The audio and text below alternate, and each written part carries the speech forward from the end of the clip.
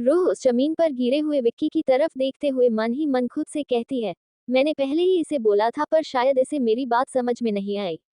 वैसे इसमें इस गधे की कोई गलती नहीं है क्योंकि मेरी शक्ल देख के कोई इस बात का अंदाजा भी नहीं लगा सकता कि मैं अंदर से कैसी हूँ।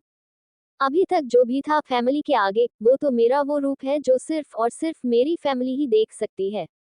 अगर रूही सहगल किसी के आगे कमजोर होगी तो वो मेरी फैमिली है, वरना तो मैं वो बला हूँ जो अच्छे अच्छों को कंफ्यूज कर सकती है अपनी क्यूट सी शक्ल बनाकर।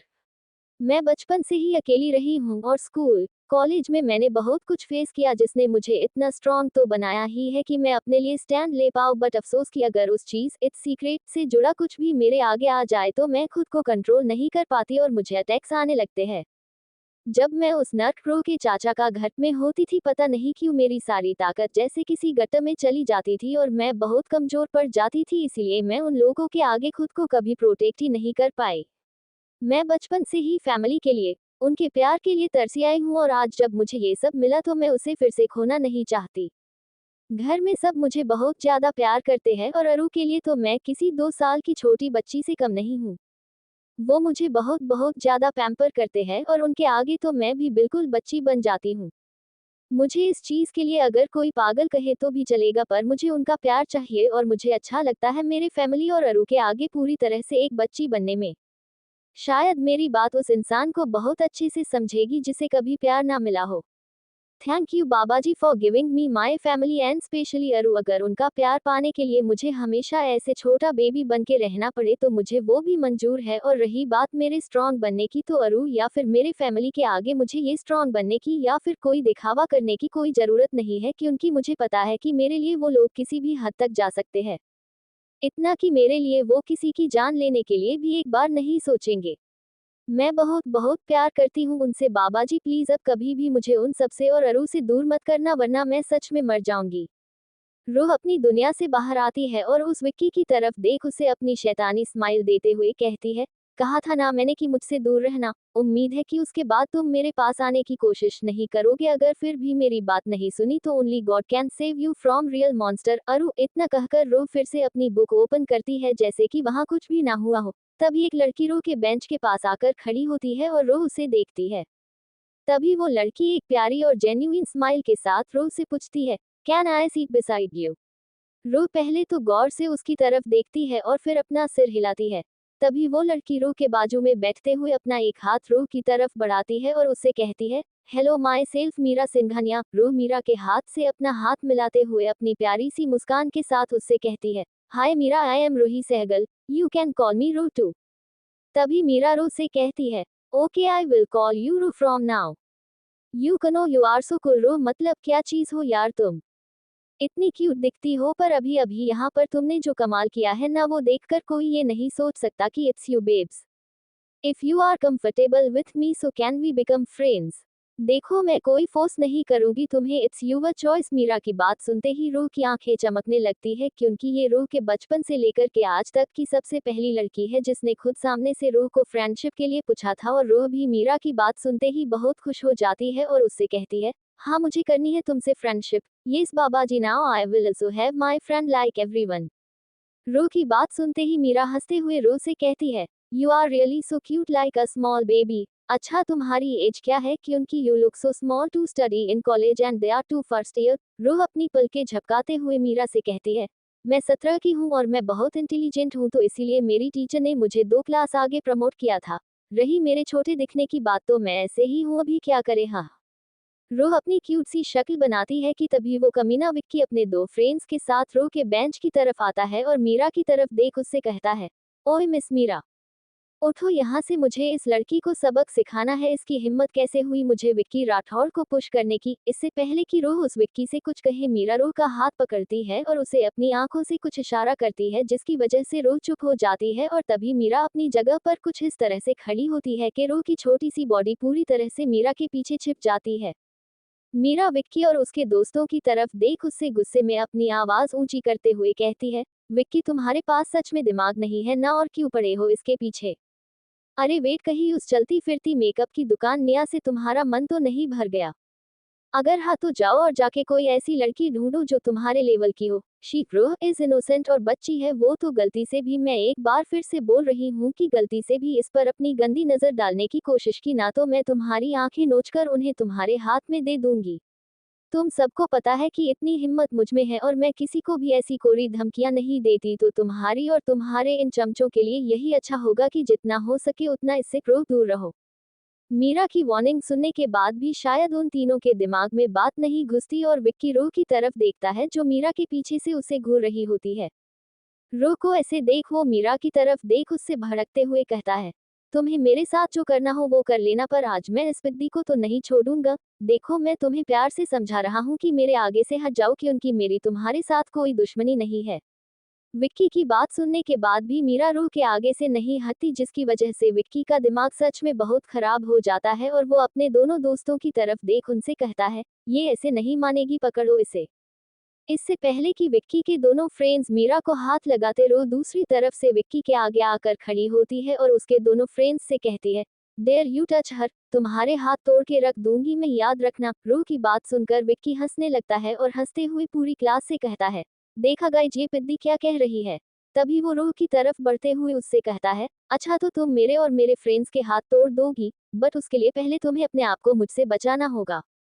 विक्की रो की तरफ अपना हाथ बढ़ाता है और ये देख मीरा वहां से आगे आने ही वाली होती है कि विक्की के दोनों फ्रेंड्स मीरा को पकड़ लेते हैं और इधर रो विक्की की ये घटिया हरकत देख अपना कंट्रोल खो देती है और उसके गाल पर एक जोरदार थप्पड़ मारती है जिसकी आवाज पूरे क्लासरूम में गूंजती है।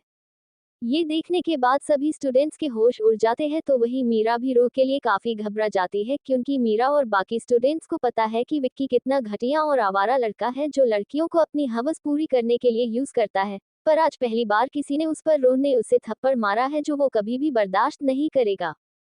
रो का थप्पड़ खाने के बाद तो जैसे विक्की किसी उबलते हुए ज्वालामुखी के जैसे गुस्से की आग में जलने लगता है और वही रो बिना किसी एक्सप्रेशन के उसके आगे खड़ी होती है। विक्की बिना कुछ सोचे समझे रो का एक हाथ बहुत कस के पकड़ लेता है, जिसकी वजह से रो को बहुत दर्द होने लगता है, पर वो अपने चेहरे पर दिखाती नहीं है। तभी विक्की रो के हाथ की पकड़ को और मजबूत करते हुए उससे कहता है, बस बहुत बड़ी गलती कर दी तुमने, अभी मैं तुम्हें दिखाता हूँ कि विक्की राठौर क्या चीज है। इतना कहकर विक्की रो का दूसरा हाथ भी पकड़ लेता है और उसके बहुत करीब आने लगता है। विक्की की ये हरकत देख मीरा और सभी लड़कियों को ये अंदाजा हो जाता है कि विक्की आगे क्या करने वाला है। मीरा खुद को उन दोनों की पकड़ से छुड़ाने की बहुत कोशिश करती है, पर उसके लिए ये नामुमकिन सा होता है। तो वही रो विक्की को अपने इतना करीब आते देख डर जाती है और उसके हाथों से अपने हाथ छुड़ाने के लिए झटपटाने लगती है, पर वो और कसके रो के हाथ पकड़ लेता है। रो को अभी कुछ समझ नहीं आता और उसका दिमाग भी पूरी तरह से सुन्न हो जाता है। अचानक से रो के माथे पर काफी पसीना आने लगता है और वो विक्की भी रो के कांपते हुए होठों की तरफ देख उसे अपनी एक शैतानी स्माइल देता है। इससे पहले कि विक्की रो के चेहरे के और करीब आए, अचानक से कोई बहुत जोर से विक्की को रो से दूर करता है, जिसकी वजह से वो थोड़ी दूर जाकर गिरता है। सभी स्टूडेंट्स, मीरा, विक्की और उसके दोस्त जब उस तरफ देखते हैं जिसने विक्की को धक्का दिया, तो अभी वहां कोई और नहीं खुद डेविल्स खड़े होते हैं और हर कोई ये साफ साफ देख सकता है कि कैसे डेविल्स ग्रुप के तीनों लड़कों की आंखों में खून उतर आया है। सभी विक्की और उसके दोस्तों के साथ डेविल्स को देखकर डर जाते हैं और जब रो डेविल्स की तरफ देखती है तभी अचानक से अपने आप ही उसके आंसू बाहर आने लगते हैं। रो बिना कुछ सोचे समझे या फिर किसी की परवाह किए डायरेक्टली वेद की बाहों में खुद को फेंक देती है और वेद भी रूह को अपने बाहों में ऐसे पकड़ता है जिससे रूह पूरी तरह से छिप जाती है। रूह की बॉडी अभी बुरी तरह से कांप रही होती है और ये देख तीनों लड़के अपने डेविल मोड में आते हैं। युग अपनी गहरी और डरावनी आवाज में उस विक्की और उसके दोस्तों की तरफ देख उनसे पूछता है, क्या कर रहे थे तुम इस बच्ची के साथ? हाँ। तभी विक्की जमीन पर से उठते हुए बड़ी ही बेशर्मी से युग से कहता है, सबक सिखा रहे थे इसे। बहुत उड़ रही थी मेरे आगे ये। मैं तो कह रहा हूँ कि गिव हर टू मी, एक झटके में सीधा कर दूंगा इस लड़की को। विक्की की बात सुन अक्ष विक्की को एक पंच मारते हुए उससे कहता है, तू सीधा करेगा उसे कैसे? अपने इन्हीं दो हाथों से ना। अक्ष युग की तरफ देख उसे कुछ इशारा करता है और फिर एक झटके में दोनों मिलकर विक्की के दोनों हाथों को ऐसी बुरी तरह से मोड़ देते हैं जिसकी वजह से उसके हाथ टूट जाते हैं और वो चीखने लगता है। अक्ष विक्की को उसके गले से पकड़ते हुए उससे कहता है, तुझे पता भी है कि तूने किससे बदतमीजी की है? शी इज डेविल्स प्रिंसेस और हमारी प्रिंसेस को चोट पहुंचाएगा, उसे फिजिकली टॉर्चर करेगा तू। नहीं बेटा, इससे पहले तुझे अपनी जान से हाथ धोना पड़ेगा।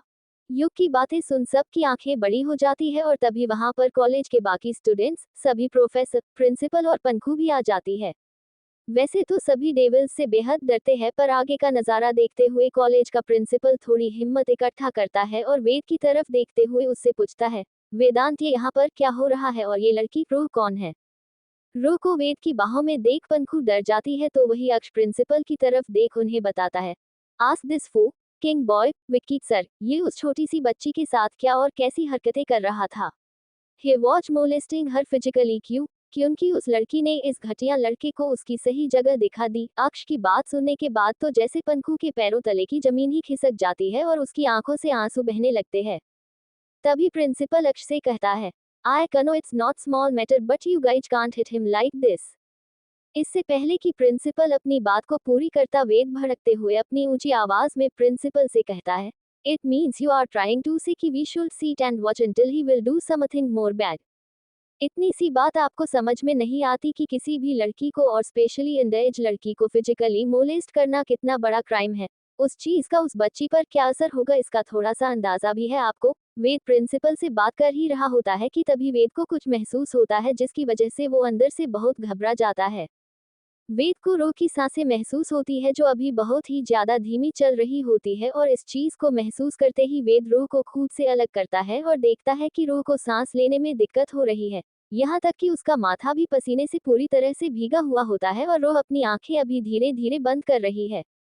रूह को ऐसे देख पंखू रूह के पास आती है और उसके एक गाल को थपथपा कर रोते हुए रूह से कहती है, परी आंखें खोलो बेबी प्रिंसेस। पर रूह पंखू को कुछ भी रिस्पांस नहीं देती, जिसकी वजह से पंखू रोने लगती है और तभी आस्था डरते हुए पंखू से पूछती है, भाभी ये प्रिंसेस को क्या हो रहा है? वो ऐसे क्यों कर रही है? मुझे डर लग रहा है। पंखू रूह के माथे का पसीना साफ करते हुए आस्था को बताती है, पैनिक अटैक्स आ रहे हैं परी को।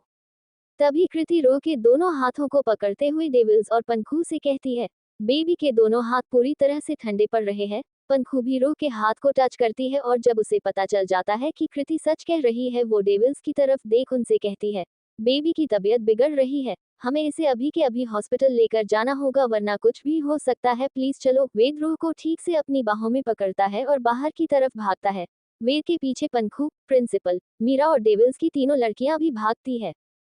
तभी युग विक्की और उसके दोस्तों की तरफ देख उनसे गुस्से से कांपते हुए कहता है, अगर प्रिंसेस को तुम लोगों की वजह से कुछ भी हुआ तो याद रखना कि खुद भगवान भी तुम्हें हैवान अरु के कहर से नहीं बचा पाएगा। युग की बात सुन अक्ष युग से कहता है, वैसे तो इन्हें कोई नहीं बचा पाएगा, पर अभी हमारे लिए प्रिंसेस बहुत इंपॉर्टेंट है, और रही बात इन तीनों की तो इन्हें हम बाद में देख लेंगे। अभी चलो। विक्की और उसके दोस्तों को एक आखिरी बार घूरने के बाद युग और अक्ष भी वहां से चले जाते हैं।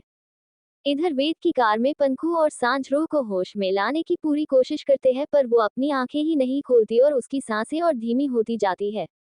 सांझ वेद की तरफ देख उससे रोते हुए कहती है, वेद प्लीज फास्ट, बेबी की कंडीशन और बिगड़ रही है। वेद हमें अपना सिर हिलाता है और अपनी गाड़ी की स्पीड और तेज करता है। वेद की गाड़ी में रूह के साथ पंखू और सांझ होती है, तो वही आस्था आगे वाली सीट पर वेद के बाजू में बैठी हुई होती है। दूसरे अक्ष की गाड़ी में युग, कृति और मीरा होती है। मीरा और उसकी फैमिली को डेविल्स, मल्होत्रा और कपूरस पहले से जानते हैं। प्रिंसिपल और बाकी एक दो प्रोफेसर पीछे से उनकी गाड़ियों में आते हैं। कुछ देर बाद फाइनली वो सभी हॉस्पिटल पहुंच जाते हैं और वेद रूह को अपनी बाहों में उठाकर अंदर की तरफ भागता है। हॉस्पिटल का पूरा स्टाफ अरु की फैमिली और उसके सभी रिलेटिव्स को जानता है, जिसकी वजह से उन्हें कोई दिक्कत नहीं होती। तभी कृति दिव्या रिसेप्शनिस्ट से पूछती है, दिव्या दी भाई कहाँ है? अपने कैबिन में है वो। तभी दिव्या रूह की तरफ देख कृति को बताती है, नहीं अरहान सर तो ओटी में है, पर ऋषि सर उनके कैबिन में है। दिव्या की बात सुनते ही वेद ऋषि के कैबिन की तरफ भागता है और जब युग उसके लिए दरवाजा खोलता है, वेद रूह को लेकर अंदर की तरफ चला जाता है और उसके पीछे बाकी सब भी चले जाते हैं। इधर ऋषि के कैबिन में ऋषि अपने पेशेंट्स की कुछ रिपोर्ट्स पढ़ ही रहा होता है कि सभी अंदर आ जाते हैं और उन्हें देख ऋषि को पहले तो बहुत गुस्सा आता है, पर जब ऋषि की नजर रूह पर पड़ती है वो डर जाता है। ऋषि अपनी चेयर पर से उठते हुए वेद की तरफ आता है और रूह की तरफ देखते हुए उससे पूछता है, परी तुम्हारे आर्म्स में ऐसे क्यों? क्या हुआ है ऐसे? तभी मीरा बिना बात को छुपाए स्टार्टिंग से लेकर एंडिंग तक ऋषि को सब कुछ बताती है और मीरा की बात सुन ऋषि तुरंत रूह की पल्स चेक करता है और फिर उनसे कहता है, बेबी की पल्स स्लो चल रही है और इसकी ब्रीथिंग भी स्लो है। वेद परी को लेकर आईसीयू की तरफ चलो, मैं अभी आता हूँ, ज्यादा टाइम वेस्ट नहीं कर सकते हम। ऋषि की बात को सुनते हुए वेद रूह को लेकर आईसीयू की तरफ चला जाता है और कुछ सेकंड्स के बाद ऋषि भी रूम में जाता है और वेद को बाहर भेजता है। आईसीयू के बाहर सभी वेट करते हैं तो वही पंखू रो रो कर अपना बुरा हाल बना देती है और युग दोनों फैमिली को इन्फॉर्म करता है। थोड़ी ही देर में सभी वहां आ जाते हैं और जब सभी मेंस को उन लड़कों की घटिया हरकतों के बारे में पता चलता है वो सब के सभी अपने काबू से बाहर होते हैं, पर दादी के समझाने पर वो रो के लिए थोड़ा अपना गुस्सा कंट्रोल करते हैं, पर पूरी तरह से नहीं। करीबन 40-45 मिनट बाद ऋषि आईसीयू से बाहर आता है, बट उसके चेहरे पर टेंशन साफ साफ नजर आता है। ऋषि को देख पंखु और साक्षी ऋषि की तरफ दौड़ते हैं और उनके पीछे सब भी वहां आते हैं। साक्षी ऋषि से बड़ी ही आस लगाए हुए पूछती है, ऋषि मेरी बेटी ठीक है, उसे कुछ हुआ नहीं ना? इस पर ऋषि साक्षी का हाथ पकड़ते हुए उससे कहता है, आंटी आप सबसे पहले यहाँ आइए और बैठिए, मैं सब बताता हूँ आपको।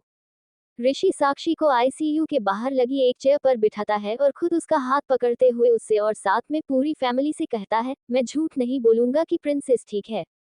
नहीं है वो ठीक। उसकी मेंटल हेल्थ हम सबकी सोच से भी बुरी है और पता नहीं बच्ची के आगे कुछ तो बहुत शौकंग आया है जिसकी वजह से उसके माइंड पर उस चीज का बहुत गहरा इफेक्ट हुआ है। हो ना हो ये कुछ मोलेस्टेशन से ही जुड़ा हुआ है जिसकी हमें आज तक भनक भी नहीं पड़ी। अभी तो प्रिंसेस बेहोश है, पर मुझे इस बात का डर लग रहा है कि पता नहीं होश में आने के बाद वो कैसे रिएक्ट करेगी। मुझे बेबी के साथ साथ अरु के लिए भी डर लग रहा है, वो अभी ओटी में है और उसे कुछ भी नहीं पता कि बाहर उसे क्या मिलने वाला है। आज फिर एक बार टूट जाएगा वो जब उसे प्रिंसेस के बारे में पता चलेगा। वो सब भी ऋषि की बातों से सहमत होते हैं तो वही मीरा, प्रिंसिपल और प्रोफेसर जो उनके साथ थे को यही समझ में नहीं आता कि असल में रो है कौन जिसके लिए दुनिया की टॉप नंबर्स की फैमिलियां इतनी ज्यादा परेशान हो रही है। थोड़ी देर बाद आईसीयू से एक नर्स भागते हुए बाहर की तरफ आती है और ऋषि को बताती है, सर वो अंदर। इससे पहले कि वो अपनी बात को पूरी करे ऋषि अंदर की तरफ भागता है और उसके पीछे साक्षी और पार्थ भी जाने की कोशिश करता है, पर कुछ डॉक्टर्स और नर्स उन दोनों को बाहर रोक लेते हैं। इधर रूम में ऋषि जब आता है तो देखता है कि रो बहुत घबराई हुई है और साथ ही साथ रोते हुए वो कुछ बोल रही है। दो नर्सों ने रो को पकड़ा हुआ है ताकि वो हड़बड़ी में खुद को कोई चोट ना पहुंचा ले। जब ऋषि रो को ऐसे देखता है वो अंदर से हिल जाता है और बिना समय गवाए रो की तरफ आता है। ऋषि को देख वो दोनों नर्स रो को छोड़ देती है और ऋषि रो के पास बैठता है और उसे अपने सीने से लगा लेता है। रूह अभी भी ऋषि की बाहों में कांप रही होती है और ये देख ऋषि धीरे धीरे उसकी बैक को रब करता है और उससे कहता है, ए जी प्रिंसेस, आप बिल्कुल ठीक हो बेटा, कुछ नहीं हुआ है आपको, and why this little girl is panicking so much. तभी रूह रोते हुए ऋषि से कहती है, भैया वो लोग विक्की और उसके फ्रेंड्स भी मेरे साथ वैसा ही कुछ करेंगे जैसा प्रीति के साथ हुआ था। बहुत बहुत गंदे हैं वो, अगर उन्होंने भी मेरे साथ कुछ किया तो। नहीं नहीं। रूह ऋषि को कसके पकड़ लेती है और ऋषि उसके बालों को सहलाते हुए उससे पूछता है, प्रिंसेस ये प्रीति कौन है बेबी और क्या हुआ था उसके साथ? तभी रूह ऋषि की तरफ देखती है और ना में अपना सिर हिलाती है और अचानक से उसे शायद वो सब कुछ याद आने लगता है और उसकी सांसें ऊपर नीचे होने लगती है। ऋषि ये देख डर जाता है और वहां पर मौजूद नर्स से कहता है, इंजेक्शन रेडी करो जल्दी। नर्स इंजेक्शन रेडी करती है तो वही ऋषि रूह को अपने गले से लगा लेता है और उससे कहता है, relax and try to breathe बच्चे, कुछ नहीं होगा आपको परी। ऋषि उस नर्स की तरफ देख उस पर चिल्लाते हुए कहता है, जल्दी करो एंड इंजेक्ट हर नाउ। ऋषि का ऑर्डर फॉलो करते हुए वो नर्स रूह के आर्म में वो इंजेक्शन लगा देती है और ऋषि भी रूह के कान में कुछ स्वीट वर्ड्स बोल रहा होता है उसे शांत करने के लिए। कुछ ही मिनटों बाद ऋषि रूह का पूरा भार अपने ऊपर महसूस करता है और जब वो रूह को अपने आप से थोड़ा अलग कर उसे देखता है तब तक रूह सो चुकी होती है। ऋषि रूह को बेड पर अच्छे से सुलाता है और उसे कंबल से कवर करके उसके माथे पर एक किस करता है और रूम से बाहर चला जाता है। जैसे ही ऋषि रूम से बाहर आता है सब के सब उससे सवाल पूछने लगते हैं, पर तभी वो सब एक बहुत ही गहरी और तेज आवाज सुनते हैं जो उन सबसे पूछता है, क्या हुआ है प्रिंसेस को? सभी जब ये आवाज सुनते हैं सबके दिलों की धड़कन तेज हो जाती है और बहुत हिम्मत करके जब वो लोग उस आवाज की तरफ मुड़ते हैं तो वहां अरु खड़ा होता है। उसके चेहरे पर अभी शिकायत होती है और वो ऋषि की तरफ आते हुए उससे पूछता है, मैं तुझसे कुछ पूछ रहा हूँ ऋषि और मुझे मेरे सवाल का सच और सीधा जवाब चाहिए, बता क्या हुआ है मेरी बच्ची को? ऋषि अरु की तरफ देख उसे बताता है, अरु पैनिक अटैक्स आ रहे हैं उसे। ऋषि की बात सुनते ही अरु परेशान हो जाता है और उससे कहता है, ऐसे कैसे हो सकता है? बेबी को पैनिक अटैक्स ऐसे ही नहीं आते। जब ऐसी कोई बात या कोई ऐसी सिचुएशन उसके आगे आती है जिससे उसकी बहुत बुरी यादें जुड़ी हुई हो तभी उसे अटैक्स आते हैं यार, तो आज कैसे? एक मिनट, अरु डेविल्स और पंखू की तरफ देख उनसे पूछता है, कॉलेज में कुछ ऐसा हुआ है जिसकी वजह से परी डर गई और उसे अटैक्स आने लगे? सच सच बताओ। अरु की बात सुनकर डेविल्स और पंखू डर जाते हैं, पर उन्हें ये भी पता होता है कि वो अरु से कुछ नहीं छुपा सकते जब बात रू की हो। अगर उन्होंने अरु को कुछ नहीं बताया तो अरु के पास दूसरे तरीके भी है, तो इससे अच्छा वो खुद बता दे।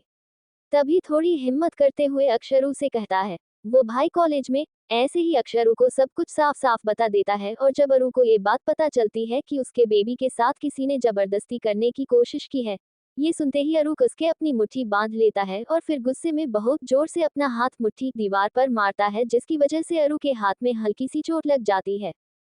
अरु को ऐसे देख सब डर के मारे कांपने लगते हैं, तो वही ऋषि और वीर अरु को पकड़ते हैं। तभी अरु उन दोनों की पकड़ से बाहर आने के लिए झटपटाने लगता है और उन दोनों से कहता है, छोड़ो मुझे, और उस फूक कर की हिम्मत कैसे हुई मेरे बच्चे को छूने की? हाथ काट के रख दूंगा मैं उसका। इस पर युग अरु को बताता है, आपका ये काम हमने तभी कर दिया भाई जब हमें पता चला था, और रही बात उसे उसके किए की सजा देने की, तो ये सिर्फ आपका और कपूर इसका राइट है। तभी साक्षी अरु से रोते हुए कहती है, जिस लड़के ने उसके गंदे हाथों से मेरी बच्ची को छूने की कोशिश की है उसे जीने का कोई हक नहीं है। अरु, मैं चाहती हूँ कि तुम उसे ऐसी सजा दो कि आगे कोई भी लड़का किसी मासूम लड़की के साथ बदतमीजी करने के पहले 100 बार सोचे। तभी अरु साक्षी के आंसू पोंछते हुए उससे कहता है, मैं आपसे प्रॉमिस करता हूँ आंटी की ऐसी मौत मरेगा वो कि उसकी रूह कांप जाएगी। अरु ऋषि की तरफ देख उससे पूछता है, ऋषि परी कैसी है, उसे होश आया? इस पर ऋषि अरु की तरफ देख उससे कहता है, हाँ थोड़ी देर पहले प्रिंसेस को होश आया था अरु, पर जब मैं अंदर गया तो देखा कि वो बहुत डरी सहमी सी थी और कुछ बोल रही थी। जब मैंने उससे पूछा तो उसने कहा कि जैसा उन्होंने प्रीति के साथ किया वैसा ही उसके साथ हुआ, तो वो किसी प्रीति का नाम ले रही थी, और जब मैंने उससे दोबारा पूछा तो बच्ची को फिर से अटैक्स आने लगे। यार, हो ना हो ये बात बहुत ज्यादा सीरियस है, और उसके बारे में सोचते ही परी बहुत घबरा जाती है और उसकी हालत बिगड़ने लगती है। अरु, तू खुद एक डॉक्टर है तो तुझे भी ये पता है कि उस चीज का कितना बुरा असर हो रहा है परी के दिमाग पे, जो बिल्कुल भी अच्छी बात नहीं है। आज तक शायद ये बात उसने किसी के साथ शेयर नहीं की, और उसी के वजह से जब भी उससे रिलेटेड कुछ प्रिंसेस के आगे आता है तो उसे पैनिक अटैक्स आने लगते हैं। कुछ भी करके हमें पता लगाना ही होगा कि ऐसा क्या हुआ था जिसकी वजह से बेबी ऐसे कांप जाती है, और ये सिर्फ तू ही कर सकता है। प्लीज कुछ भी करके ये बात जानने की कोशिश कर, वरना वो बच्ची अंदर ही अंदर उस बात को लेकर घुटती रहेगी। अरु ऋषि की बात को सुनता है और फिर रूम के अंदर चला जाता है। तभी राघव कॉलेज के प्रिंसिपल की तरफ देख उससे अपनी कोल्ड आवाज में कहता है, मिस्टर शर्मा, मुझे बहुत अच्छे से याद है कि पिछली बार ही विशाल, मीरा के पापा, ने आपको वार्न किया था कि उन घटिया लड़कों को कॉलेज से निकालो, पर आपने नहीं सुना, जिसकी वजह से आज मेरी बेटी यहाँ हॉस्पिटल के बेड पर पड़ी है। उन लोगों को उनकी सजा तो जरूर मिलेगी, पर मैं अभी इसी वक्त आपको प्रिंसिपल की पोस्ट से रिलीज कर रहा हूँ। अब आपका हमारे कॉलेज में कोई काम नहीं है। राघव की बात सुनते ही प्रिंसिपल के पसीने छूटने लगते हैं, पर वो राघव की बात को मानने के बदले उससे कहता है, आप मुझे ऐसे कैसे निकाल सकते हैं? आपके पास कोई हक नहीं है मिस्टर कपूर। तभी रोहन उस प्रिंसिपल पर अपनी तेज आवाज में चिल्लाते हुए उससे कहता है, हक है, पूरा हक है। शायद आप ये बात भूल गए हैं कि राघव यूनिस्पेस कॉलेज नेम आप कोई भी दे सकते हैं का ट्रस्टी है, और सिर्फ राघव ही नहीं, मैं, करण, ऋषि के डैड विशाल, मयंक, वेद, युग के डैड और अरु के बड़े मामू, हम पांचों मिलकर ये कॉलेज संभालते हैं कि आगे वहाँ क्या होगा या होना चाहिए। आज हमारे कॉलेज में हमारे बच्ची के साथ गलत होने जा रहा था, और आपको अभी भी अपनी ही पड़ी है।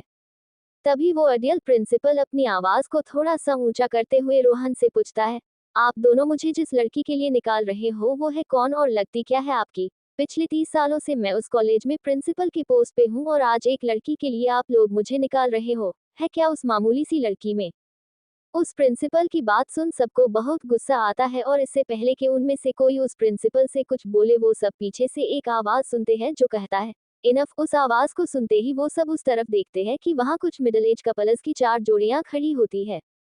ये असल में ऋषि, मीरा के पेरेंट्स होते हैं, अरु के दोनों मामू और उनकी वाइफ के साथ, और उनके साथ सिया भी होती है। उनके नाम कुछ इस तरफ से है, करण और नेहा खुराना, ऋषि के पेरेंट्स, विशाल और राशि सिंघानिया, मीरा के पेरेंट्स, मयंक और सुहाना अहूवालिया, वेद, युग के पेरेंट्स और अरु के बड़े मामू मामी, ध्रुव और मेघा अहूवालिया, अक्ष के पेरेंट्स और अरु के छोटे मामू मामी। उन सबको यहाँ देख प्रिंसिपल और बाकी प्रोफेसर भी डर जाते हैं। तभी वो चारों कपल सिया के साथ उन सब की तरफ आते हैं, और मयंक फिर से किसी शेर की तरह उस प्रिंसिपल के ऊपर दहाड़ते हुए उससे कहता है, मैंने बोला इनफ। ये हमें तुम्हें बताने की जरूरत नहीं है कि उस बच्ची में क्या है, और रही बात कि वो हमारी क्या लगती है, तो अपने दोनों कान खोलकर ना एक बात सुन लो कि she is princess of 5 families. Not एक बट 5, और अगर उसके लिए कुछ भी गलत अपने मुंह से निकाला ना तो यही मुंह तोड़ दूंगा, समझे। अभी रही बात तुम्हें सस्पेंड करने की, तो ये इस रोहन और राघव ने जो भी कहा है इट्स ट्रू। सो इससे पहले कि मेरा दिमाग मेरे काबू से बाहर हो जाए, तुम तीनों आउट यहाँ से भी, और यूनिस पे इससे भी, क्योंकि तुम तीनों की वजह से वो लड़के आज तक उस कॉलेज में थे। आउट। मयंक की ऊंची आवाज सुनते ही वो तीनों, प्रिंसिपल और 2 प्रोफेसर, हॉस्पिटल से चले जाते हैं। तो वही नेहा ऋषि की तरफ देख उससे पूछती है, ऋषि बच्ची कैसी है अभी। तभी ऋषि अपनी मॉम के गले से लग जाता है और उसे बताता है, ऐसा क्यों होता है मॉम कि जब भी हम उसे उसके पिछले पास्ट से बाहर निकालने की कोशिश करते हैं तभी कुछ ऐसा हो जाता है जिसकी वजह से परी और ज्यादा उसमें खींची चली जाती है। मुझे तो कुछ समझ में नहीं आ रहा है कि मैं क्या करूं। हम सब अपनी पूरी कोशिश करते हैं प्रिंसेस को ढेर सारा प्यार देने की, पर उसका अतीत उसका पीछा ही नहीं छोड़ रहा है। तभी ऋषि की आंखों से कुछ आंसू बाहर आते हैं और वो घबराते हुए कहता है, ऐसे में कभी कभी मुझे बहुत डर लगता है कि कहीं हम परी को खो तो नहीं देंगे ना। ऋषि की बात सुनकर विशाल ऋषि से कहता है, नहीं बेटा, ऐसा कुछ नहीं होगा और ना ही हम होने देंगे, क्योंकि हमारे पास हमारे ये 2 बच्चे अरु और ऋषि हैं जो हर किसी को मौत के मुंह से बाहर लाकर उन्हें नई जिंदगी देते हैं। तो उस बच्ची में उन दोनों की जान बसती है, तो भला वो कैसे उसे कुछ होने देंगे। हम सबको पूरा यकीन है कि तुम दोनों उसे कुछ नहीं होने दोगे। वहां पर मौजूद बाकी सब भी विशाल की बातों में हामी भरते हैं। वहां वो सभी एक फैमिली बनकर कपूर फैमिली और ऋषि को संभालते हैं, क्योंकि कपूरस और अरु के बाद ऋषि ही है जो रो के बहुत करीब है। इधर आईसीयू में अरु रो के पास बैठा होता है और रो का एक हाथ अरु के हाथ में होता है। अरु के आंखों से लगातार आंसू बह रहे थे, जिसकी वजह से अभी उसकी आंखें पूरी तरह से लाल हो चुकी थी, पर फिर भी उसके आंसू रुकने का नाम ही नहीं ले रहे थे। ऐसे ही 3 घंटे बीत जाते हैं और सब वही बिना कुछ खाए पिए बैठे होते हैं, और अंदर अरु भी रूह के उठने का इंतजार कर रहा होता है कि तभी रूह अपनी बंद पलकें झपकाते हुए बहुत धीमी आवाज में कहती है, नहीं प्लीज मत करो। पर तभी अचानक से रूह बहुत जोर से चीखती है, नहीं।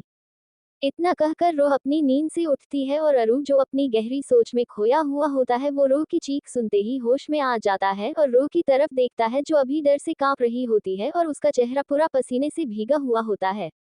अरु झट से रो को अपनी बाहों में ले लेता है और जैसे ही रो को अरु का टच फील होता है वो अरु से और चिपक जाती है। ये देख अरु धीरे से रो को अपनी गोद में बिठा लेता है और तभी दरवाजा खुलता है और डरा हुआ ऋषि अंदर आता है। ऋषि जब रो को ऐसे कांपते हुए देखता है वो अरु से पूछता है, अरु क्या हुआ। प्रिंसेस कितनी जोर से चीखी। तभी अरु रो के बालों को सहलाते हुए अपनी आंसू भरी आंखों से ऋषि की तरफ देखता है और उससे कहता है, पता नहीं, बेबी सोई थी और अभी अचानक से चीखते हुए उठी और देखना कैसे पूरी बॉडी कांप रही है इसकी। रो को ऐसे देख अरु भी काफी घबरा जाता है। तभी ऋषि उसकी तरफ आते हुए अरु से कहता है, अरु देख, तू पैनिक मत कर और ले पहले पानी पिला प्रिंसेस को। ऋषि अरु को एक पानी का ग्लास थमा देता है और अरु रो के बालों को सहलाते हुए उससे कहता है, बच्चे थोड़ा सा पानी पिलो, देखो कितना कांप रहे हो आप। रो अपना सिर ना में हिलाती है। तभी अरु उससे फिर से कहता है, प्लीज अरु के लिए प्रिंसेस। अरु की बात सुनकर रो अरु की गर्दन से अपना चेहरा बाहर निकालती है और फिर अरु की तरफ देख उससे धीरे से कहती है, सिर्फ थोड़ा सा। इस पर अरु रो के मुंह की तरफ वो पानी का ग्लास बढ़ाते हुए उससे कहता है, हाँ मेरी जान, बस थोड़ा सा। इतना कहकर अरु रो को पानी पिलाता है और वो सिर्फ 1 या 2 घूंट ही पानी पीती है। और जब अरु रो का मुंह उसके अरु की खात से पोंछता है तभी रो फिर से अपना चेहरा अरु की गर्दन में छिपा लेती है। अरु वो पानी से भरा हुआ ग्लास वापस से टेबल पर रखने ही वाला होता है कि तभी ऋषि अरु से कहता है, अरु वो बचा हुआ पानी रखना नहीं है, उसे पीना है। मुझे पता है कि तूने पिछले 7-8 घंटों से कुछ भी खाया पिया नहीं है। ऋषि की बात सुनकर अरु ऋषि को घूरने लगता है, तो वही जब रो के कानों पर ऋषि की ये बात पड़ती है वो चौंक जाती है कि अरु ने सच में इतने समय से पानी तक नहीं पिया था। रो अरु के हाथ से वो पानी का ग्लास लेती है और उसके मुंह की तरफ बढ़ाते हुए उससे कहती है, मैंने अच्छे बच्चे की तरह आपकी बात मानी ना, तो अभी आप भी ऋषि भैया की बात मान लो ना। रो की बात सुन अरु रो की तरफ देखता है जो पहले से उसकी तरफ ही देख रही होती है। रो की प्यारी सी आंखें अभी पूरी तरह से लाल होने के साथ साथ सूज भी गई थी। अरु पहले रो के हाथ से वो ग्लास लेकर टेबल पर रख देता है और फिर वो रो के दोनों आंखों पर किस करता है और फिर रो के चबी चीक्स जो अभी उसकी आंखों की तरह लाल हुए थे को अपने अंगूठे से रब करते हुए उससे कहता है, ठीक है, मैं आपकी और ऋषि की बात मान लूंगा, पर उसके लिए मेरी एक शर्त है जिसे आपको पूरी करनी होगी। तो बोलिए, आपको मंजूर है। अरु की बात को सुनकर ऋषि समझ जाता है कि अरु रो के आगे कौन सी शर्त रखेगा, पर रो अरु की बातों से पूरी तरह से अनजान उसकी तरफ देखते हुए उससे पूछती है, कैसी शर्त अरु? तभी अरु ऋषि की तरफ देखता है जो उसे अपनी आंखों से इशारा करता है, और फिर अरु रो की तरफ देखते हुए उसका छोटा सा चेहरा अपनी बड़ी सी हथेलियों में थाम लेता है और उसकी आंखों में देखते हुए उससे पूछता है, बच्चे, मुझे ऋषि ने सब कुछ बताया कि आप किसी प्रीति के बारे में बोल रहे थे, तो अभी आप मुझे बताइए कि ये प्रीति कौन है और क्या हुआ था उसके साथ जिसकी वजह से आप इतना डर जाते हो। प्रीति का नाम सुनते ही रो की पूरी बॉडी किसी पत्थर के जैसे सख्त हो जाती है और वो अरु का शर्ट अपनी दोनों मुट्ठियों में कस के पकड़ लेती है। रो अरु से ऐसे चिपक जाती है जैसे कि वो अरु की दूसरी स्किन हो, और तभी रो कांपते हुए अरु से कहती है, नहीं, वो नहीं। रो को इतना हड़बड़ाते हुए देख दोनों अरु और ऋषि डर जाते हैं, पर तभी अरु रो से कहता है, कुछ नहीं बेटा, देखो आप बिल्कुल सेफ हो और कोई कुछ नहीं करेगा मेरे बच्चे को। अरु है ना आपके पास, हम तो ऐसे पैनिक नहीं करते परी, इससे आपको तकलीफ होती है ना बेटा। अच्छा मेरी एक बात ध्यान से सुनो आप, ओके? रो सिर्फ अपना सिर हिलाती है। आपके साथ पास में जो भी हुआ है या फिर जो भी सही गलत आपने देखा वो आपको किसी से शेयर करना चाहिए ना। मुझे या फैमिली में किसी को ये नहीं पता कि आपका उस प्रीति के साथ क्या कनेक्शन है और ऐसा क्या हुआ था जिसकी वजह से उसका नाम सुनते ही आप कांपने लगते हो। बेबी, ये आपकी फिजिकल और मेंटल हेल्थ के लिए बिल्कुल भी ठीक नहीं है। पहले से ही आप कमजोर हो और उस पर पता नहीं ना जाने कितने सालों से आपने ये सब अपने अंदर छिपा के रखा है। आपको ये सब कुछ बाहर निकालना होगा ना बेटा, तभी तो आप कुछ न्यू मेमोरीज अपने माइंड में सेट कर सकते हो। अभी हमें बहुत कुछ करना है, सबके साथ मस्ती करनी है, उन्हें परेशान करना है और फिर ऋषि और पार्थ भाई को तंग भी तो करना है। आपको अरु से बहुत सारी डिमांड्स करनी है, उनसे अपनी बातें मनवानी है, और उसके लिए तो मेरे बेटे को ये सब बैड मेमोरीज को रिलीज करना होगा ना। प्रिंसेस, उसमें डरने की बात नहीं है, मैं हूं ना आपके साथ। अरे हाँ, तभी मुझे सबने बताया कि कैसे आपने क्लासरूम में हिम्मत दिखाए, और वैसे भी आप तो मेरे ब्रेव बेटे हो। ब्रेव बेबीज किसी से डरते नहीं है, और वैसे ही देखना कितनी जल्द आप अपने उस डर से भी बाहर आओगे। तो अभी बताइए, करोगे ना आप इतना और बताओगे अरु को कि क्या हुआ था, ताकि अरु आपकी हेल्प कर सके। रो अरु की तरफ देखती है और अपनी आंसुओं से भीगी हुई पलकों को झपकाते हुए उससे कहती है, हाँ मैं बताऊंगी, पर यहाँ नहीं, घर में सिर्फ आपको। पर उसके बाद आप और सब मुझे छोड़ के तो नहीं जाएंगे ना। रो की बात सुन अरु झट से रो को अपने गले से लगा लेता है, तो वही ऋषि रो के पास आकर बैठता है और पीछे से उसके बालों पर किस करता है। तभी ऋषि रो के बालों को सहलाते हुए उससे कहता है, कोई भी आपको छोड़ के नहीं जाएगा प्रिंसेस, ना ही हम और ना ही आपके अरु। वो ना हमें पता है कि ये हमारी बेबी प्रिंसेस हम सबके बिना तो अभी रह ही नहीं सकती, और ना ही हम में से कोई रह सकता है। ऋषि अरु की तरफ देख उससे पूछता है, क्यों अरु, ठीक कहा ना मैंने? इस पर अरु ऋषि की तरफ देख उसे एक छोटी सी स्माइल देता है और फिर रो के माथे पर किस करते हुए उससे कहता है, हाँ Rishi is right, my baby princess कोई आपको छोड़कर नहीं जाएगा। और रही मेरी बात, तो मैं भला आपसे दूर जाकर क्या करूंगा। पहले जब आप मेरी लाइफ में नहीं थे तब आई वॉज अलोन, पर अभी तो आप मेरे साथ हो, और आपको एक सीक्रेट बताओ। रो अपनी पलकें झपकाकर अरु को देखती है। तभी अरु रो की गहरी आंखों में देख उससे कहता है, मेरी जान ना आप में है। कोई अगर मुझे काट के फेंक भी देगा तो मुझे दर्द नहीं होगा, पर आप जानते हो कि अगर आपकी बॉडी पर एक खरोच भी आती है तो मेरी जान निकलने लगती है। रोह और अरु पूरी तरह से एक दूसरे की आंखों में खो जाते हैं। तभी उन्हें पीछे से ऋषि की आवाज आती है जो उनसे कहता है, I think I should live now, पर एक बात, मेरी बच्ची को ज्यादा तकलीफ मत देना अरु। इतना कहकर ऋषि उस रूम से बाहर चला जाता है, और अभी वहां सिर्फ अरु और रोह ही होते हैं जो एक दूसरे की आंखों में पूरी तरह से खोए हुए थे। अरु सबसे पहले रोह के माथे पर किस करता है, और अरु के होठों को अपने माथे पर महसूस करते ही रोह अपनी आंखें बंद कर लेती है और अरु का शर्ट किसके अपनी मुट्ठी में पकड़ लेती है। रो के माथे पर किस करने के बाद अरु धीरे धीरे नीचे आता है और उसकी आंख, गाल, नाक और ठुड्डी पर भी किस करता है। लास्ट में अरु रो के नेचुरल गुलाबी और पतले होठों की तरफ देखता है जो किसी गुलाब की पंखुड़ियों की तरह लग रहे होते हैं। अरु बिना टाइम लगाए रो को किस करने लगता है और रो भी अरु को रिस्पॉन्स करती है। ऐसे ही उनकी किस पैशनेट और डिप होने लगती है और अरु रो के होठों को सक करने लगता है। जब कुछ देर बाद रो को सांस लेने में तकलीफ होती है तभी अरु उसे छोड़ देता है और उसे अपने सीने से लगाते हुए उससे कहता है, आप सिर्फ मेरे हो जान, ओनली माइन। ऐसे ही कुछ देर और बीत जाता है। सभी लोग रो से मिलने आते हैं और फिर एक आखिरी बार अरु रो को चेक करता है ये देखने के लिए कि वो ठीक है या नहीं। जब अरु को इस बात का यकीन हो जाता है कि रो अभी घर जाने के लिए तैयार है, तभी अरु ऋषि की तरफ देख उससे कहता है, ऋषि प्रिंसेस के डिस्चार्ज पेपर्स रेडी कर दे। हम घर चलते हैं और वैसे भी उसका यहाँ ज्यादा देर तक रुकना ठीक नहीं है, याद है ना अभी 1 घंटे पहले क्या हुआ था। तो 1 घंटे पहले रोह ने रो रो कर पूरा हॉस्पिटल अपने सिर पर उठा लिया था, ये कहकर कि उसे यहाँ नहीं रहना। यहाँ तक कि अरु की उस लिटिल डेविल ने अपने गुस्से में आकर हॉस्पिटल का बहुत ही महंगा टीवी भी फोड़ दिया, पर किसी ने, हॉस्पिटल स्टाफ, उसे कुछ नहीं कहा, और कहते भी क्यों। उन्हें अरु के कहर का शिकार थोड़ी ना बनना था। वैसे भी ये द वर्ल्ड हॉस्पिटल का नाम अरु का है और यहाँ अरु की मर्जी के खिलाफ एक पत्ता तक नहीं हिल सकता। अरु ने उस टीवी के लिए रूह को कुछ नहीं कहा और ना ही उसे डांटा, पर वो रूह के लिए परेशान हो गया था क्योंकि अरु को इस बात का डर था कि कहीं रूह अपने आप को चोट ना पहुंचाए। रूह को शांत करने के लिए अरु ने आखिर में उसकी बात मानने का फैसला किया और उसे कहा कि वो उसे कुछ ही देर में घर लेकर जाएगा, तभी जाकर वो शांत हुई है। वो तो अच्छा हुआ कि उसे कहीं लगी नहीं, वरना मैं क्या करता यार। इस पर ऋषि अरु से हंसते हुए कहता है, हाँ उसे लगी तो नहीं है, पर बेचारा टीवी उस छोटी शैतान के गुस्से का शिकार बन गया। तभी अरु उस टूटे हुए टीवी की तरफ देखता है जो अभी कुछ लोग मिलकर वहां से लेकर जा रहे होते हैं। रोह अभी सबके साथ अरु के पर्सनल रूम में होती है और ये दोनों हॉस्पिटल के लॉबी में खड़े होते हैं जहां वो बहुत बड़ा सा लेड टीवी लगा हुआ था।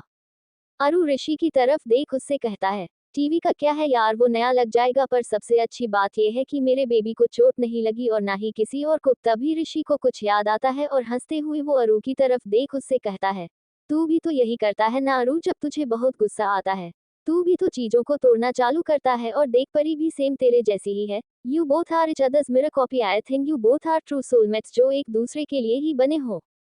इस पर अरु अपने सीने को और चौड़ा करते हुए बड़े ही गर्व के साथ ऋषि से कहता है, हाँ वी आर सोलमेट्स और बाबाजी ने परी को सिर्फ मेरे लिए ही बनाया है। पर पहले अभी तू जा और पेपर्स बना, वरना मेरे बच्चे ने फिर से अपने लिटिल डेविल वाले रूप में आ जाना है। ऋषि अपना सिर हिलाते हुए वहां से चला जाता है और अरु उन लोगों जो वहां बुलाए गए थे टीवी को ले जाने के लिए की तरफ देख उनसे अपनी रौबदार आवाज में कहता है, जल्दी वहां से वो पूरे कांच के टुकड़े साफ करो और ध्यान रहे कि एक भी छुटकर किसी के पैरों में लगना नहीं चाहिए, वरना पैसे नहीं मिलेंगे। वो सभी घबराते हुए हाँ में अपना सिर हिलाते हैं और तभी अरु दिव्या से अपनी कोल्ड आवाज में कहता है, दिव्या हर्ष को बुलाओ। दिव्या जल्दी से हर्ष, जो एक सीनियर डॉक्टर है अरु और ऋषि की तरह, को बुलाती है और वो भी कुछ ही मिनट्स में अरु के आगे आकर चुपचाप खड़ा हो जाता है।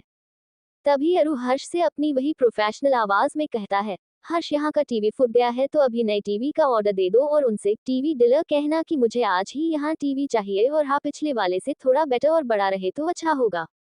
आज यहाँ टीवी लग जाना चाहिए और उसकी जिम्मेदारी मैं तुम्हें देता हूँ, तो ध्यान रहे आज मतलब आज, और हाँ न्यू टीवी का जो भी बिल होगा वो जॉन को दे देना, वो पे कर देगा। तभी हर्ष अरु से कहता है, ओके सर, मैं आज ही यहाँ नया टीवी लगवाता हूँ। हर्ष की बात सुनकर अरु अपने कैबिन की तरफ आता है और जब वो अंदर जाकर देखता है तो वहाँ सभी जेंट्स बैठे होते हैं और लगने में अरु का कैबिन अभी किसी मीटिंग रूम से कम नहीं लगता। अरु का कैबिन काफी बड़ा होता है जिसमें 20-25 लोग आराम से बैठ सकते हैं, क्योंकि अरु और ऋषि को छोड़कर वहाँ पूरे 13 लोग जेंट्स होते हैं। तभी अरु उनसे हंसते हुए कहता है, ओह गॉड ये क्या है, आप लोगों ने तो मेरे कैबिन पर ही पूरा कब्जा कर लिया है। अगर ऐसे में मुझे किसी पेशेंट को अटेंड करना हो तो मैं कैसे करूंगा यार। इस पर ध्रुव अरु से कहता है, आज के लिए तुम अपने पेशेंट्स को बाहर ही रहने दो अरु, क्योंकि इस वक्त तो तुम्हें प्रिंसेस पे फोकस करना चाहिए। तो अंदर जाओ और देखो कि वो क्या कर रही है, क्योंकि सभी लेडीज और बच्चियां भी वही है। अरु ध्रुव की तरफ देख उससे कहता है, वो तो मेरी सबसे पहली जिम्मेदारी है मामू। अच्छा मैंने ना सबके लिए कुछ खाने की चीजें ऑर्डर की है, तो आप लोग प्लीज खा लो, क्योंकि किसी ने कुछ भी नहीं खाया है, और देखो अभी 6 बज रहे हैं। मैं तब तक अंदर का माहौल देख कर आता हूँ। इतना कहकर अरु अंदर उसके पर्सनल रूम की तरफ आता है और जब वो दरवाजा खोलकर अंदर जाता है तभी वहाँ का भी नज़ारा कुछ वैसा ही होता है जैसे बाहर अरु के कैबिन का होता है।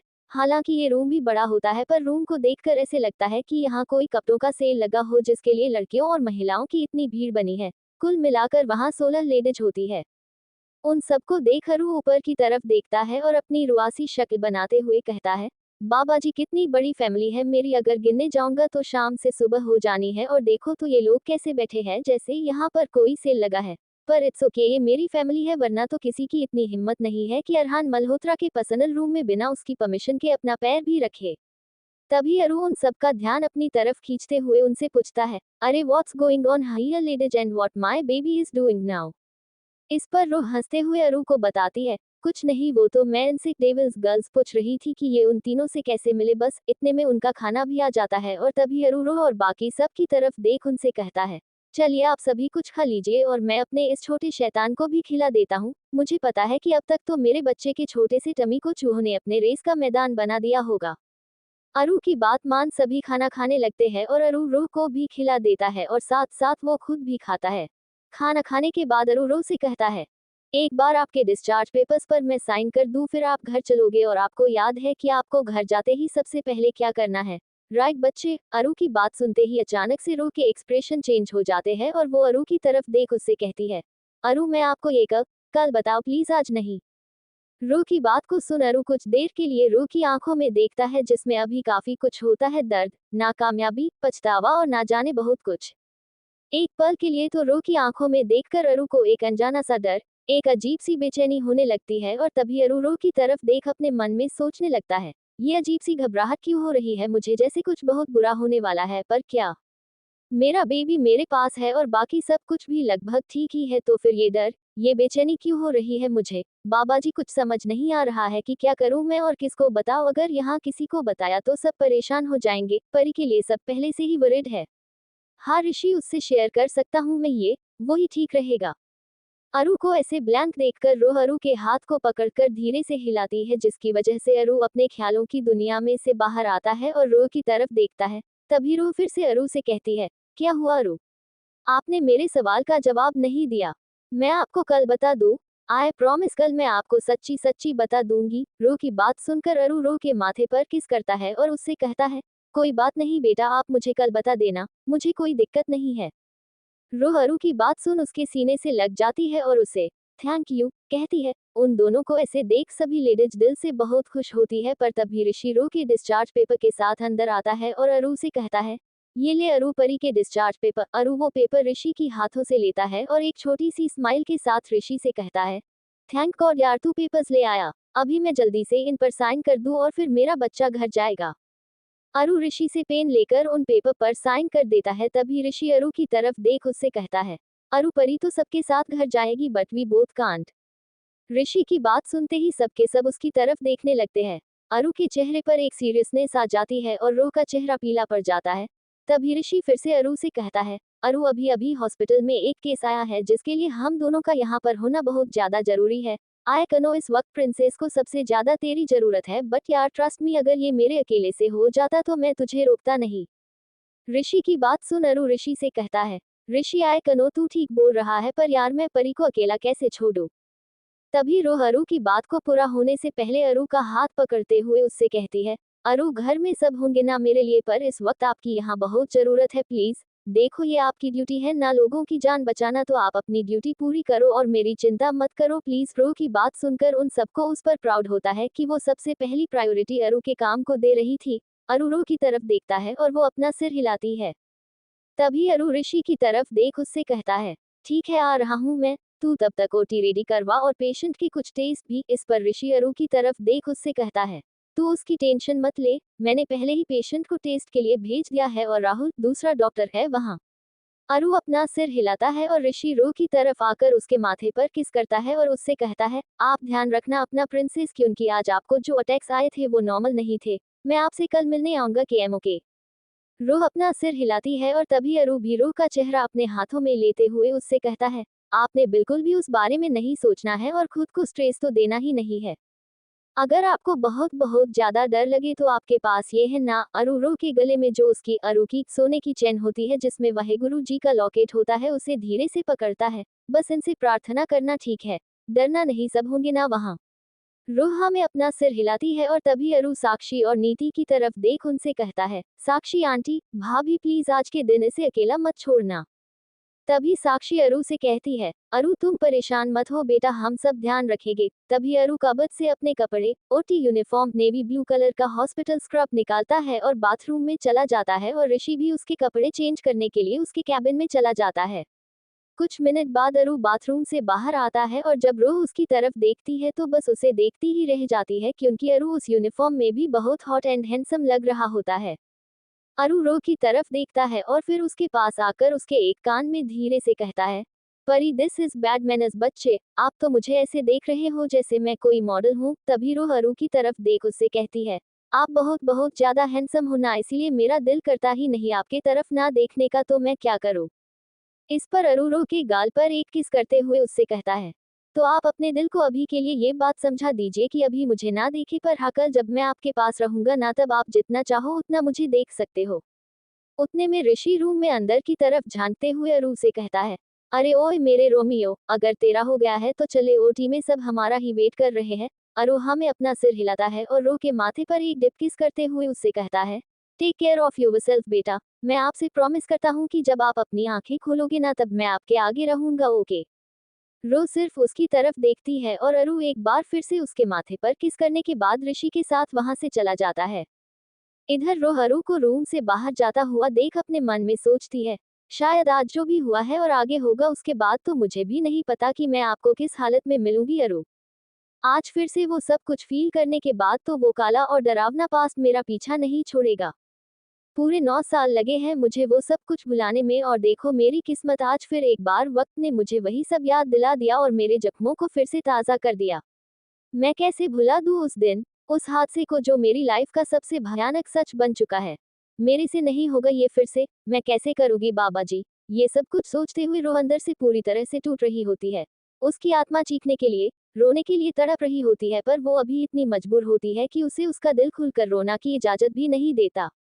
सभी लोग हॉस्पिटल से अपने अपने घर के लिए निकल जाते हैं और कपूर फैमिली भी रूह के साथ केएम के लिए निकलते हैं।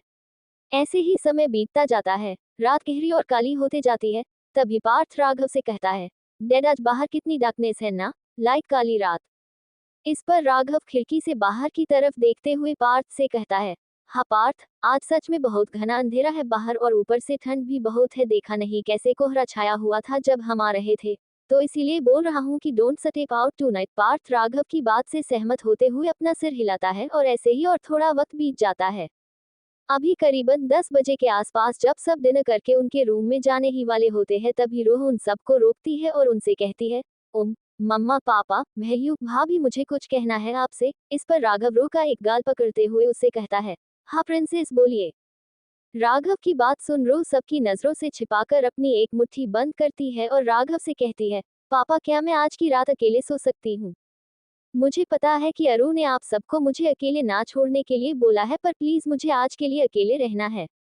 मैं खुद को चोट नहीं पहुंचाऊंगी। तभी वो अपने मन में कहती है, अगर हो सके तो। रो फिर से राघव की तरफ देख उसका हाथ पकड़ती है और उससे कहती है, मुझे पता है कि आप सबको मेरी बहुत चिंता है, पर प्लीज सिर्फ आज के लिए आप मेरी बात मान जाइए ना पापा, आप सबको बाबाजी दा वास्ता प्लीज। रो की बात सुन के तो अब कोई भी उसे मना ही नहीं कर सकता था। अभी उन चारों के आगे एक बहुत बड़ी चुनौती थी और उस पर रो ने सबको वाहेगुरु जी का वास्ता दे दिया था, जिससे चाहकर भी कोई मुकर नहीं सकता था। तभी राघव रो का चेहरा अपने हाथों में पकड़ते हुए उससे कहता है, ये आपने क्या किया बच्चे, अब हम कुछ नहीं कर सकते। ठीक है, आपको आज रात के लिए अकेला रहना है तो रहिए, पर आप मम्मा पापा के रूम में रहोगे और हाँ, दरवाजा अंदर से लॉक नहीं करोगे। राघव की बात सुन रोह अपने मन में सोचती है, अगर मैंने दरवाजा बंद नहीं किया तो मेरे वजह से इन्हें तकलीफ होनी है। नहीं नहीं, मैं अपने लिए इन्हें परेशान नहीं कर सकती, पहले ही मेरी वजह से बहुत कुछ झेल चुके हैं सब, अब और नहीं। तभी रोह राघव की तरफ देख उससे कहती है, पापा अगर मैं दरवाजा खुला छोड़ दूंगी तो मुझे पता है कि आप सब 5-5 मिनट में रूम में आएंगे ये देखने के लिए कि मैं ठीक हूँ या नहीं। वैसे रहा तो आप सब रात भर सोएंगे नहीं, जो मुझे नहीं चाहिए, तो प्लीज, और दरवाजा बंद करके मैं चुपचाप सो जाऊंगी ना, तो फिर आप लोगों को मुझे चेक करने की जरूरत ही नहीं है। अभी देखो आप मुझसे और कोई सवाल जवाब नहीं कर सकते, आपको अपने प्रिंसेस पर ट्रस्ट है ना, और मैंने कहा ना कि मैं खुद अपने आप को कोई नुकसान नहीं पहुंचाऊंगी, तो प्लीज मान जाइए ना। इस पर राघव रो के माथे पर किस करते हुए उससे कहता है, मेरा दिल नहीं मान रहा है बेटा आपको अकेले रहने की परमिशन देने के लिए, और ऊपर से आपकी तबीयत भी खराब है, ऐसे में माँ बाप को उनके बच्चे की चिंता तो होगी ही ना।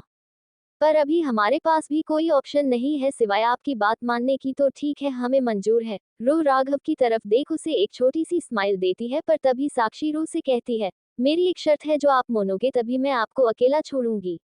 जब तक आप गहरी नींद में सो नहीं जाते तब तक मैं रूम से बाहर नहीं जाऊंगी। तभी राघव, पार्थ और नीति भी साक्षी का साथ देते हुए रो से कहते हैं, और नहीं हम जाएंगे। उन चारों की बात सुनकर रो कुछ मिनट के लिए सोचती है और फिर अपना सिर हिलाते हुए उनसे कहती है, हाँ ठीक है, मुझे मंजूर है, पर मेरे सोने के बाद आप लोग भी सो जाएंगे ना, क्योंकि आज आप सब भी बहुत थक गए हो, तो सबको रेस्ट की जरूरत है। इस पर नीति रो से कहती है, ठीक है प्रिंसेस, पर अगर कुछ भी गलत लगे या फिर आपको किसी बात से डर लगे तो सीधा आप हम चारों में से किसी के भी पास आ सकते हो। टाइम नहीं देखना और ये सोचना तो बिल्कुल भी नहीं कि आपकी वजह से हमारी नींद खराब हो जाएगी। डायरेक्ट आना है। रूह बिना कुछ बोले सिर्फ अपना सिर हिलाती है और फिर वो चारों रूह को राघव साक्षी के रूम में ले जाते हैं और फिर साक्षी और नीति मिलकर रूह को सुला देते हैं और रूह भी थकावट की वजह से झट से गहरी नींद में सो जाती है। लगभग आधे घंटे बाद साक्षी और नीति दोनों बाप बेटे को रूह के गहरे नींद में होने का इशारा करती है और फिर बहुत धीरे से वो चारों रूह के माथे पर बिल्कुल हल्की सी किस करते हैं और धीरे से उसके रूम से बाहर आकर रूम का दरवाजा बंद करते हैं। तभी पार्थ अपना छोटा सा चेहरा बनाकर उन तीनों से कहता है, मेरा ना सच में दिल नहीं कर रहा है परी को ऐसे अकेले छोड़ने का, पर उसने हमें बांध दिया और अभी चाहकर भी हम में से कोई उसकी बात से मुकर नहीं सकता। अभी तो बस बाबाजी ही उसका ख्याल रखेंगे। पार्थ अपने दोनों हाथों को जोड़ता है और साथ में वो तीनों भी अपने अपने हाथ जोड़ते हैं। तभी पार्थ ऊपर की तरफ देख कहता है, बाबाजी आज रात के लिए मैं अपने परी की जिम्मेदारी आप पर सौंप रहा हूँ, प्लीज उसका ख्याल रखिए। पता नहीं क्यों कुछ डर सा लग रहा है और मुझे ऐसे भी लग रहा है कि मेरे बेबी पर कोई बहुत बड़ा खतरा मंडरा रहा है और जैसे ये रात हम सबके लिए भी एक खौफनाक रात बनने वाली है। प्लीज कुछ भी बुरा होने से पहले आप संभाल लेना या फिर कुछ ऐसा कर देना कि जिससे सब कुछ ठीक हो। अब मैं सिर्फ और सिर्फ आपके ही भरोसे अपनी बहन को छोड़ रहा हूँ। मेहर करी। इतना कहकर वो लोग अपने अपने रूम में चले जाते हैं। राघव और साक्षी दूसरे रूम में जाते हैं। बीच में एक दो बार राघव और पार्थ रूह की रूम में आते हैं उसे चेक करने। दोनों बार ही रूह उन्हें सोती हुई मिलती है क्योंकि वो सच में सो रही होती है और फिर जब वो दोनों अपनी अपनी वाइफ को रूह के बारे में बताते हैं तब जाकर साक्षी और नीति की जान में जान आती है। दिन भर की भाग दौड़ से थका हुआ होने की वजह से जैसे ही वो सभी बेड पर लेट जाते हैं उन्हें अपने आप ही नींद आ जाती है और वो भी गहरी नींद में सो जाते हैं। करीब करीब 1 बजे का वक्त होता और सभी अपने अपने रूम में सो रहे होते हैं कि तभी रूह अपने रूम में अचानक से नींद में चीखने लगती है, पर कोई उसकी आवाज सुन नहीं पाता क्योंकि वो रूम साउंड प्रूफ होता है। पार्थ का भी रूम साउंड प्रूफ होता है जिसकी वजह से रूम से कोई भी आवाज बाहर नहीं जा सकती थी। रूह नींद में चीखते हुए कहती है, नहीं प्लीज मत करो, प्रीति छोड़ो उसे, मत मारो प्रीति। इतना कहकर रूह चीखते हुए अपनी नींद से उठती है और बहुत जोर से सांस लेने लगती है। तभी उसके कानों में कुछ आवाजें सुनाई देती है जिसे सुनकर उसका सिर चकराने लगता है और रूह उस आवाजों से अपना पीछा छुड़ाने के लिए अपने कानों को अपने दोनों हाथों से ढक लेती है, पर तब भी वो उस आवाज से अपना पीछा छुड़ाने में नाकामयाब होती है। तभी रूह बुरी तरह से कांपते हुए अपने आप से कहती है, नहीं मुझे नहीं याद करना वो दिन, प्लीज प्लीज। बहुत बुरा था वो, बहुत बहुत बुरा। इतना कहकर रूह अपने बेड पर से उठती है। उसकी पूरी बॉडी अभी बुरी तरह से कांप रही होती है, यहाँ तक कि वो ठीक से खड़े रहने के हालत में भी नहीं होती, पर तब भी अपने लड़खड़ाते हुए पैरों से चलकर वो बाथरूम की तरफ जाती है। उसके कानों में अभी किसी की चीखें गूंज रही होती है जिसकी वजह से वो काफी डर जाती है और ऊपर से उसका सिर भी घूम रहा होता है। रूह अपने लड़खड़ाते हुए पैरों से अनजाने में शॉवर कैबिनेट में चली जाती है और गलती से उसका धक्का लगने की वजह से शॉवर चालू हो जाता है जिसमें से अभी बर्फ जैसा ठंडा पानी रूह की पूरी बॉडी पर गिरने लगता है। पहले से ही आज बाहर का मौसम काफी ठंडा होता है और उस पर ये ठंडे पानी का शॉवर रूह को पूरा भीगा देता है जिसकी वजह से बच्ची और ज्यादा कांपने लगती है। ये एक ऐसी सिचुएशन बन गई थी कि जहां रूह के दिमाग ने उसका साथ देना छोड़ दिया था और अभी रूह का एक जगह पर खड़ा रहना मुश्किल था। 5 मिनट बाद रूह के पैर भी ठंड की वजह से जम जाते हैं जिसकी वजह से रूह धड़ाम से नीचे गिर जाती है और उसके गले में लटक रहे चैन से बाबाजी का लॉकेट उसके नजरों के आगे आता है। रूह वही शॉवर के नीचे जमीन पर बैठ जाती है और उस लॉकेट को अपने हाथ में पकड़ती है।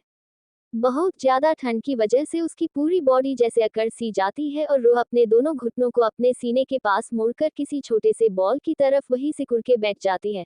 शॉवर का ठंडा पानी अभी भी उस पर गिर रहा होता है और वो कांप रही है और ऐसे ही ना जाने कब वो वही बेहोश हो जाती है, उसे कुछ पता नहीं चलता। 5 घंटे बाद अचानक से साक्षी की नींद खुलती है और उसे कुछ अजीब सा लगने लगता है। साक्षी अपने फोन में टाइम चेक करती है जो 6:10 बता रहा होता है और तभी वो राघव की तरफ देखती है जो अभी तक सोया हुआ था पर उसके माथे पर कुछ शिकन थी। साक्षी राघव को हिलाते हुए उससे कहती है, राघव प्लीज उठो, 6 बज गए हैं। साक्षी की बात सुन राघव की नींद भी खुलती है और वो झट से उठकर बेड पर बैठता है और साक्षी से कहता है, यार पता ही नहीं चला कि कब मैं इतनी गहरी नींद में सो गया।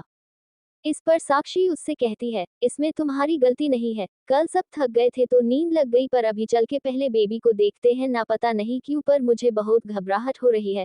पहले चलो राघव, जब तक मैं उसे देखूंगी नहीं मेरा दिल नहीं मानेगा।